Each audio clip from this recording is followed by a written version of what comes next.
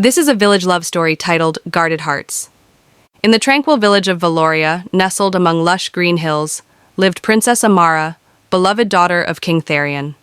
Though born of royalty, Amara often wandered the meadows barefoot, longing for freedom beyond castle walls. Every morning, her golden chariot would roll through the village, but her heart ached for simpler joys. Assigned to her service was Kyle, a quiet yet brave royal guard with a warrior's soul and a poet's heart.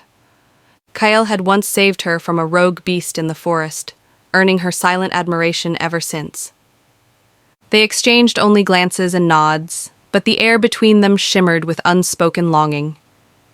Kyle treated her with honor, never overstepping, yet his gaze lingered a moment too long each time.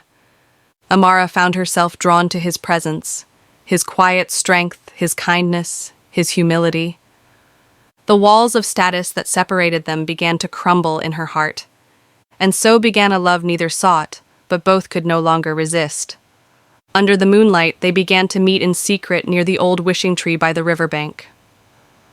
Amara would bring books, and Kyle would tell her stories of the stars and gods.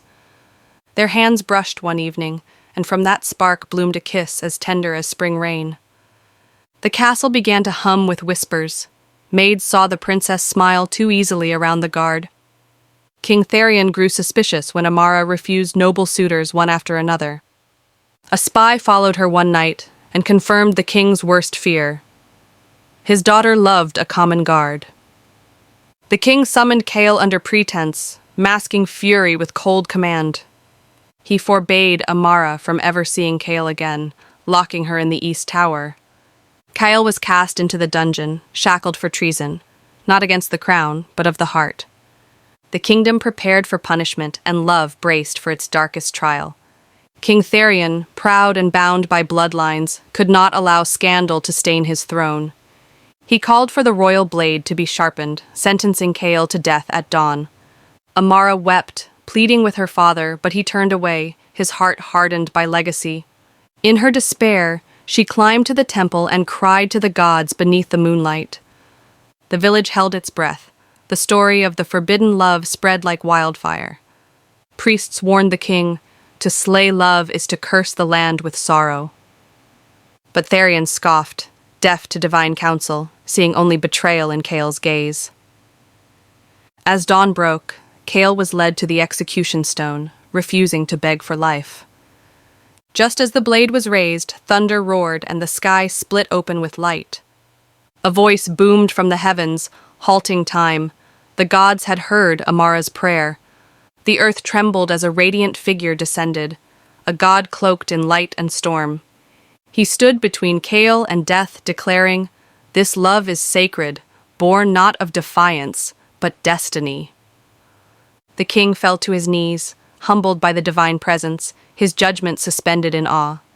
Flowers bloomed instantly around the temple, and birds sang in unnatural harmony. The god spoke again. "To punish love is to offend the heavens. Let it flourish or face ruin." Kale was unshackled by invisible hands, rising to his feet, dazed by mercy. Amara ran to him, their hands clasped before the gathered crowd and divine witness. The people cheered, hearts lifted by the justice of the divine. Therion looked at his daughter, radiant with joy, and his soul cracked open to truth. He bowed his head, whispering, "Then let love reign where pride once stood." Therion summoned the High Council and nobles, declaring the union of Kale and Amara. Though murmurs of protest stirred, none dared defy a love blessed by the gods. Kale was granted the title of Heart Shield, protector and consort of the princess.